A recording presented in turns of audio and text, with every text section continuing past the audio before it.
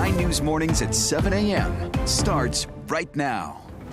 Crews in Washington, D.C. have now switched from a rescue mission to a recovery operation after an American Airlines plane carrying 64 people collided with a Black Hawk helicopter near Reagan National Airport in D.C. 3 people were on board that helicopter.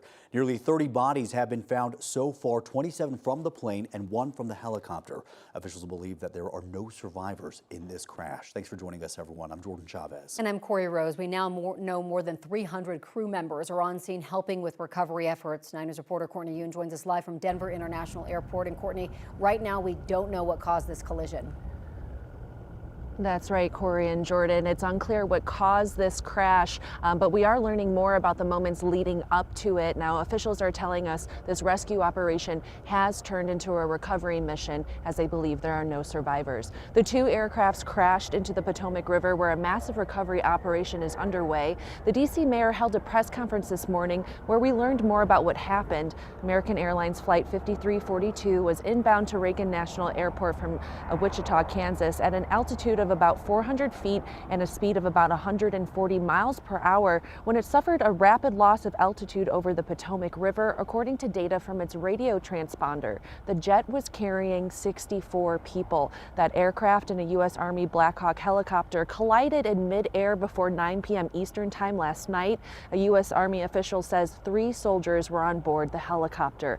American figure skaters, coaches, and family members who had been at a camp in Wichita were among those on board the passenger plane, according to U.S. figure skating. Russian state media confirmed that Russian figure skaters and coaches were also on board. The Federal Aviation Administration says the military helicopter was on a training flight while on approach to the runway before the collision. The passenger jet was coming in to land at the airport in a normal flight pattern.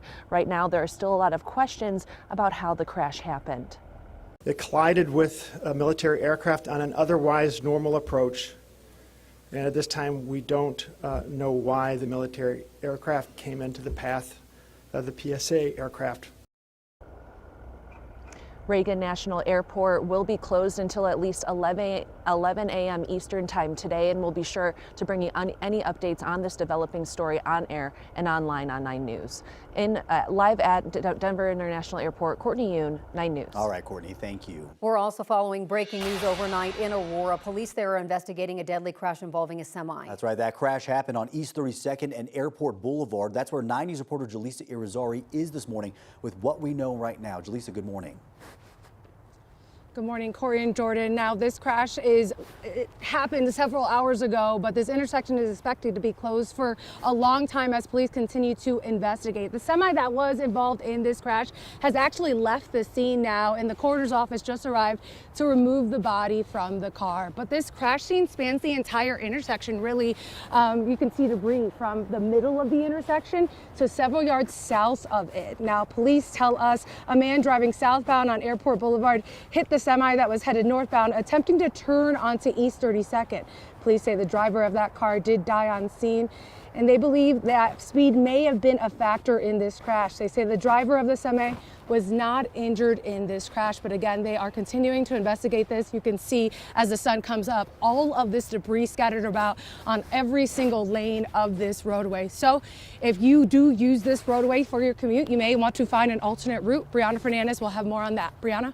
Yeah, Jaleesa, still a lot of cleanup in that area. I mean, it's been almost 5 hours since that deadly crash, and we're still seeing a lot of heavy delays up and down I-70. So the reason that we're seeing eastbound I-70 as soon as you get off Airport Boulevard is because that area is blocked off. Not only that, all directions of Airport Boulevard and 32nd Avenue also blocked. So this is just south of I-70 between Smith and I-70. So your best bet this morning is to take Chambers as well as Tower. Again, like Jaleesa mentioned, until this area clears up, it's going to be several hours. So this is the area eastbound I-70 at Airport Boulevard where crews have that area blocked off. You just saw an Aurora police officer there on scene. Now let's talk here locally, Denver metro area. If you're heading out the door, we're seeing a lot of road conditions between wet, dry. It really depends on where you are. So southbound I-25, Keely Chalmers was just telling us that a car slid off the road right now. Right shoulder is blocked off. This is southbound I-25 at Founders Parkway. So if you're taking northbound I-25 heading up to I-225, you're looking at a 25-minute drive. And then we have this trouble spot. Eastbound I-70 in Lyman, you can see a lot of delays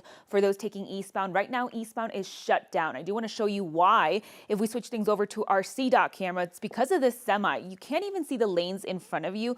Road conditions right now are horrible out there along Lyman. Then you had vehicles that were trying to get around this and then got stuck in this mess. Then we've been watching this vehicle in the middle of the road. Now the driver got out, wondering how they're going to get their car out of there because there's just a lot of snow that accumulated. You can see the conditions right here. We can barely see what's in front of you, so visibility also an issue. I want to send things over to Chris Bianchi because, Chris, it really depends on where you are in the Denver metro area. And what you were seeing on the right-hand side of that split screen there, Brianna, that's agate. That's where that heavy snow band has just moved into, and that's about to move its way into the east side of the Denver metro area. So a lot of you, if you're joining me from, I don't know, Parker, Aurora, even down through Castle Rock, we've got some snow there, but a lot of you are saying, well, it's not that bad yet. Trust me, that snow is about to pick up, and that's going to disrupt that morning commute, especially the next hour or so. So here's that heavier snow band. Overall breakdown for you. Area low pressure spinning its way across southeast Colorado. What we're seeing on the northwest side, winds around an area low pressure, so you get that low here. They move in this direction. By the way, notice a little bit of lightning out there in southwest Nebraska. Shows us the energy with this storm. But we're getting right now downsloping north-northwest winds in Denver. We're right at the converging point of those dry north-northwest winds and that moist north-northeast wind. Point being here, folks, it's going to probably get fairly interesting here within the next hour as all of this action starts to move its way west. It overcomes some of that dry downsloping air. It's just how far west does this go? Most likely, it's the south and east sides of the metro area. Really, kind of 225 is going to be a rough cutoff here as to where we end up seeing that heaviest snowfall. 225 on east, that's where things will likely pick up in intensity here with the next little while. It looks like that heaviest snow band, the leading edge of it, has just reached Buckley Space Force Base and kind of far east Aurora and the far southeast side of town there and out by Parker. You're probably starting to see that snow pick up right now there as well. Lyman, where Brianna was just showing you that accident, that snow is now leaving Lyman, but it's now moving its way through the Agate area, Byers, Deer Trail. That's where you're seeing that heaviest snow right now. Folks, don't go east on I-70. Again, it's shut down right now at Lyman, but just avoid that right now. All means necessary. Now, as we head over the next couple of hours, that heavier snow band will get very close to Denver. Again, just how close it gets, that'll be the key, but I'm certainly looking at that possibility of that reaching about the 225 corridor. I don't think it gets too much further than that. We've got those dry downsloping winds. I'll probably keep the majority of that band away from most of the metro area.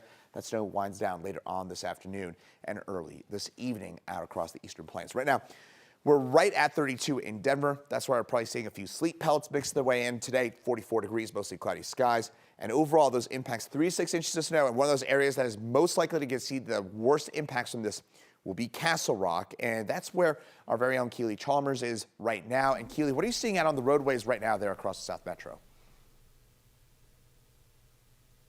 Well, the snow is certainly falling in Castle Rock. We are actually just north of we're north of Castle Pines. We're approaching the Denver Tech Center. We just got off I-25.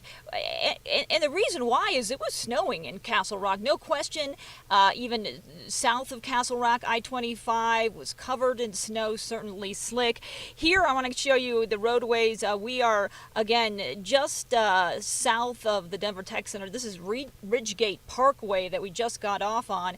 And you can tell that this just wet right now. So different situation in Castle Rock and certainly south of Castle Rock. The roads are snow-packed. They're slick. We saw low visibility. Certainly on I-25, we're seeing some low visibility as well. But again, if you're heading on I-25, watch out. It is slick. We've seen a couple accidents, several cars off the road, and we will keep you posted. We'll be out here throughout the morning giving you updates on the roadways. For now, we'll send it back to you. Yeah, it can be dicey depending on where you are in the metro area. We've known this has been coming, but really it's the timing with the morning commute. Keely, thank you for the update.